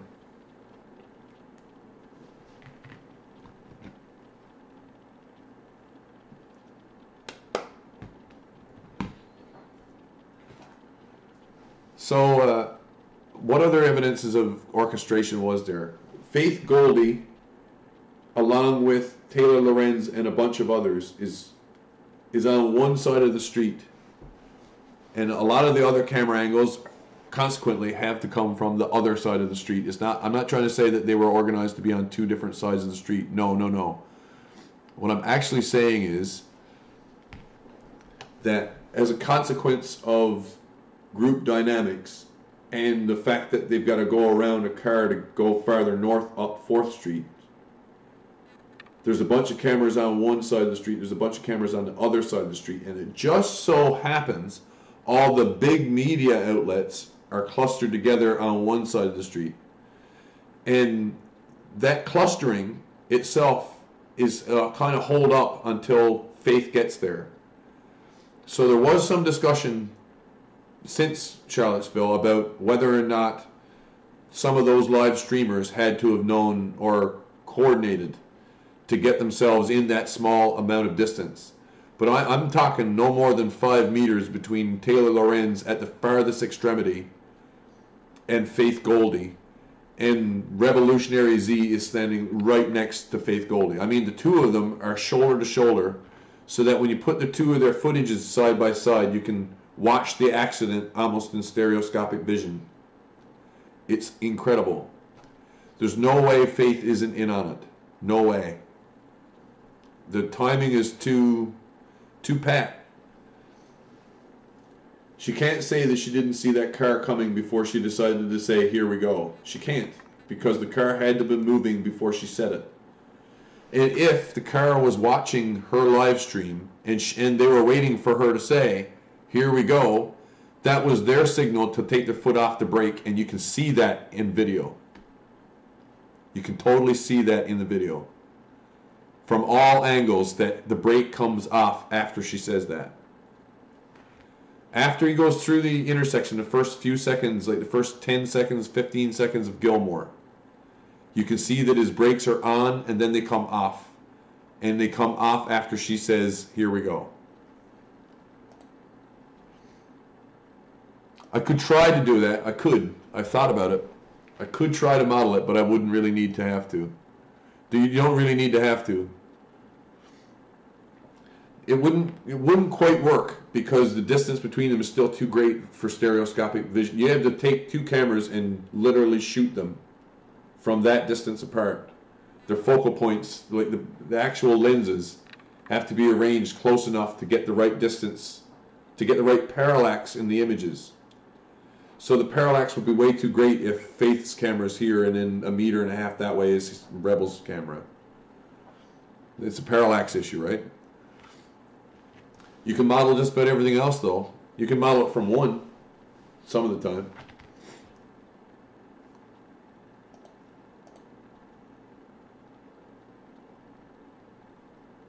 She was in the street with the camera facing at herself. She was doing a face-to-camera moment when she says, here we go.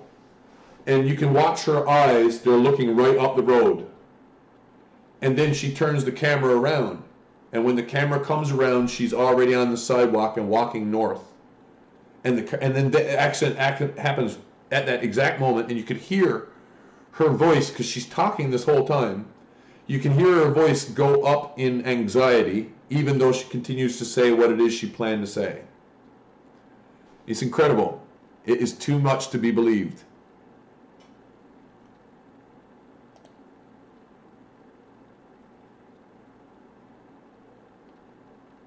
She was facing up the street. The driver would have been facing at her. And what I'm saying is, if he was up on the hill above the mall crossover, as I suspect he was at that moment, he could have flashed his lights at her if they needed to make a communication. A totally secure communication would have been for him to flash his lights, his headlights. Canadians don't need to be told this. Americans might. Do you need to be told this as a Canadian, that you would signal to another person, an oncoming person, with your lights? You know, I bet if Faith doesn't need to be told this. What's your thinking on that one, Andrew? If you wanted to signal to another Canadian your intentions while you were in a vehicle, would you use your headlights to do it? Does it even matter that we're saying Canadian here? It might. This is why I like being a Newfoundlander. I actually don't feel like much of a Canadian a lot of the time. I'm a little isolated from you old Canadian things.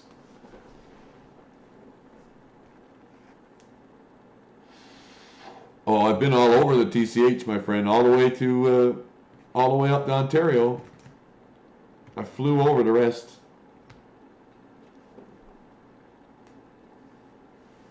I've been through your province a couple times too.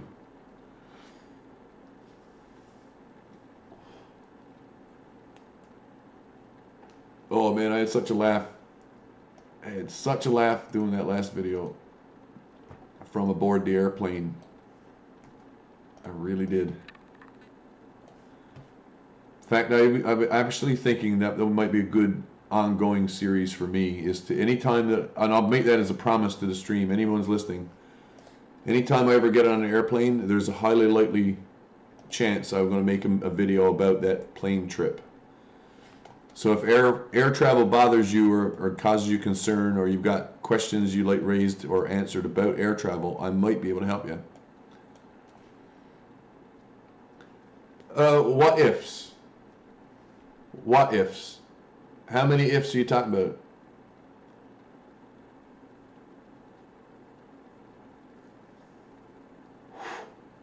I think the only if I'm saying is if he wanted to signal her that I'm already coming at you, he would flash his lights at her. That's all that it would have taken. She could have said, here we go.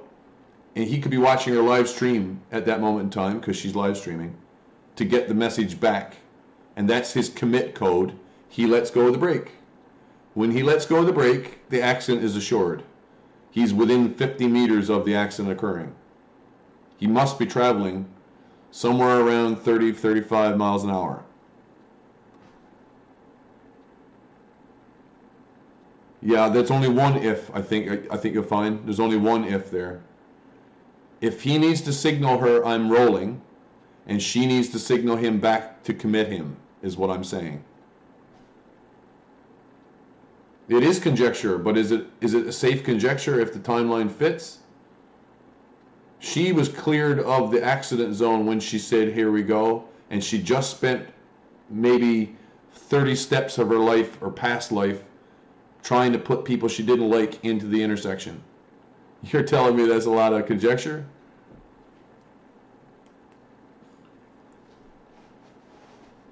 I don't think there's a lot of conjecture there. Like, she was in a hurry to get out of there. And so she didn't waste any time getting on the sidewalk either.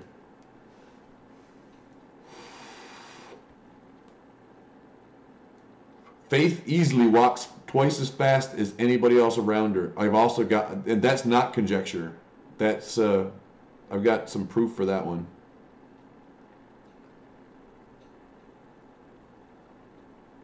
Yes, and Faith isn't the only one.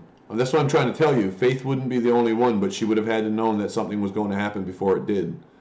And apparently more than one of the people whose quote-unquote independent media that day would have been included in that. For them to all have been in the same space at the exact right moment in time to avoid getting creamed. There's another shot of a cameraman who's literally standing 3 people away from being creamed by the van. And he films it as the van passes him by. The screeching tires from different angles is also quite interesting. That you can tell that the Challenger was accelerating all the way until the end. Accelerating to stop before hitting the brake, putting it in reverse, and then accelerating away.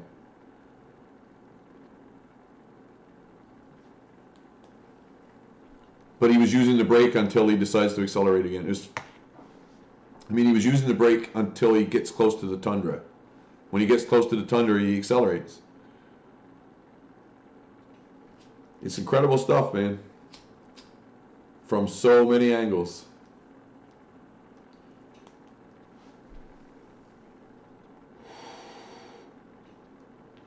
Oh, there's more than inside men there, I think. That's the other thing. There's some people in the street that are ready for things to happen. There are some people that are apparently driving those vehicles that are ready for things. And I mean more than just the attacker. No, man, no, they didn't. There was no organizing principle.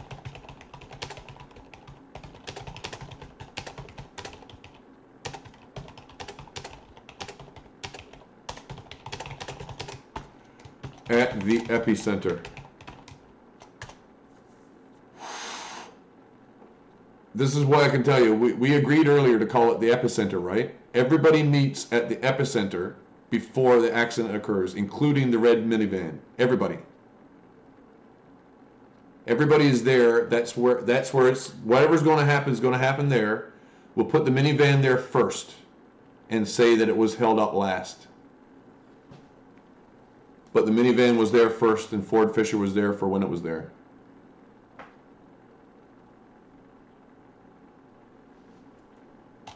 He rode the brake for the top part of 4th until here we go, then let go.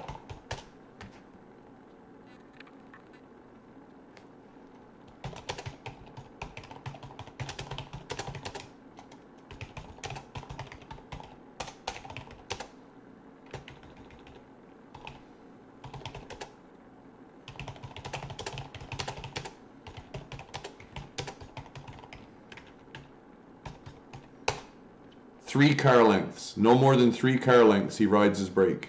And then when he lets go of his brake, he's accelerating right until the car stops.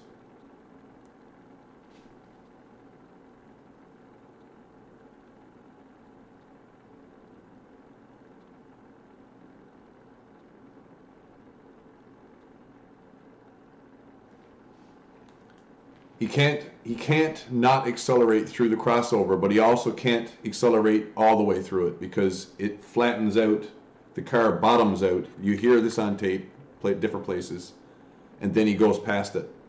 But when he crosses the crest, yeah, I could try. Let me give me a second.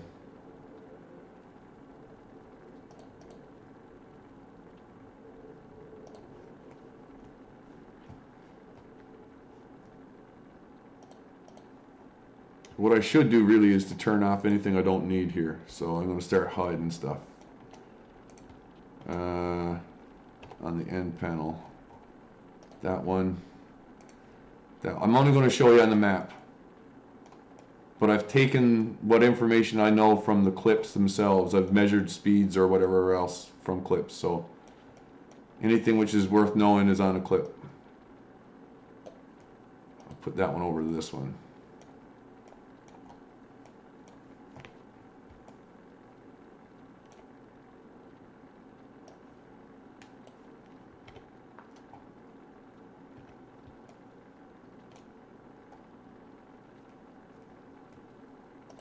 It's the timeline.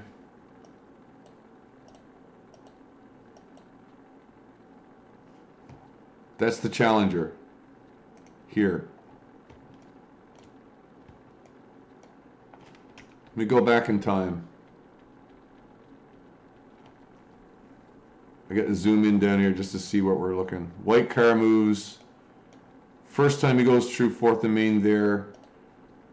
GK's tape here, something specific there. Reversal, estimated reversal time. Like he must have reversed back through here and set up for the last shot.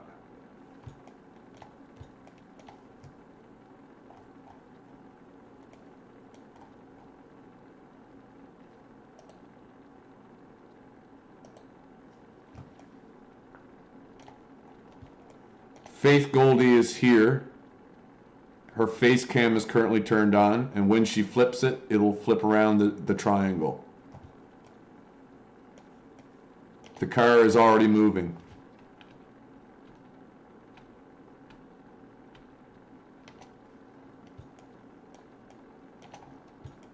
Okay?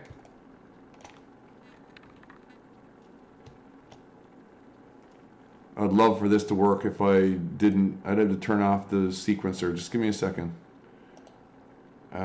It's under not display here. We're over this one.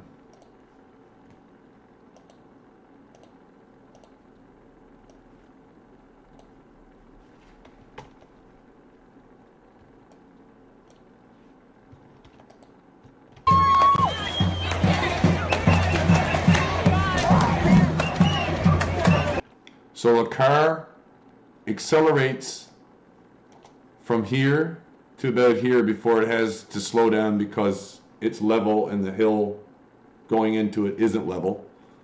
So it has to bottom out a little bit here before it gets to about here. It starts accelerating again, essentially. And then when it passes Gilmore, who's this dude in red, it's braking to about that moment. So he spins around and watches it as it's braking. And then it accelerates this part. And yes, it accelerates right until the moment that it stops here at the intersection. That's the black Tundra. This is when he's going underneath those people that are knocked into the air. The white Camry, the red minivan, the Odyssey. Taylor Lorenz, the one who flips the bird, is here. Faith Goldie is here. Rebel Z is here. They're that close to one another. Oh, I will. I'll run it again.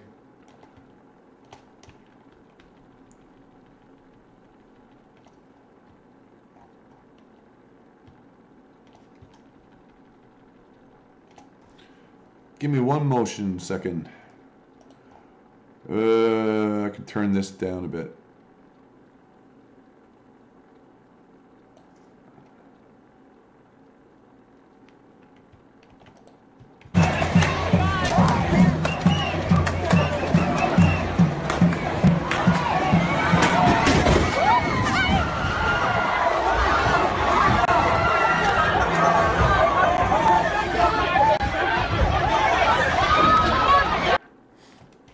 Now, I don't know whether or not I'm getting proper frame rates here either. This could lag a bit from one source to the other, but the timing on the audio is what I'm working with.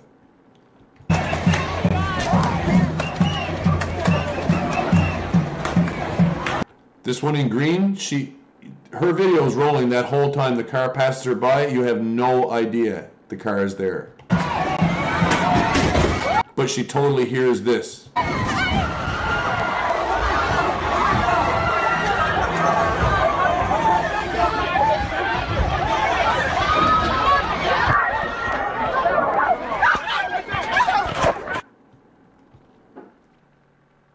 Yeah.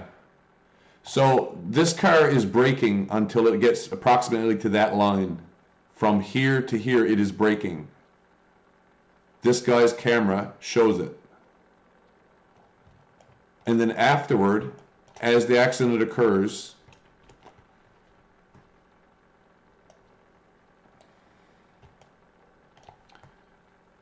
I'm sorry to make you want to punch your computer or something, but hey. Let me give you good ideas. Let me give you a good idea of what you can see. Rebel Z's film footage. I'll put that one up. Oops, sorry. Rebel Z. Faith Goldie's worth looking at. Well, we've already seen Faith's. What was that? Taylor Lorenz. Really there's no gain to be made there with Taylor. As I say, Commander Cody, you don't see anything else. We've got a few clips here from drones which don't show much.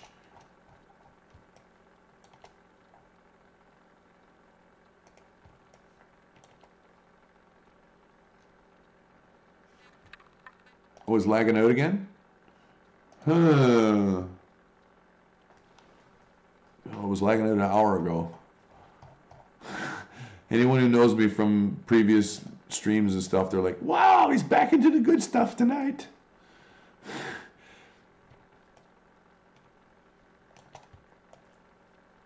The Egyptian Mo stab, I can hide that for now.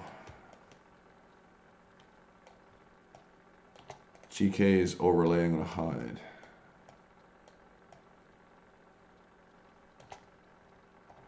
UVA caterer view. That's from up on the road afterward. So I've actually got the car leaving the scene as well. I've got a guy up here on this road capturing what happens from this angle. So as the car passes by and leaves, that's also covered from more than one angle. There's footage from this side and also from the other side. And the helicopter is videographed from up here prior to the accident. That's this UVA caterer view. I guess that's the last trip up here. It's the last one up here.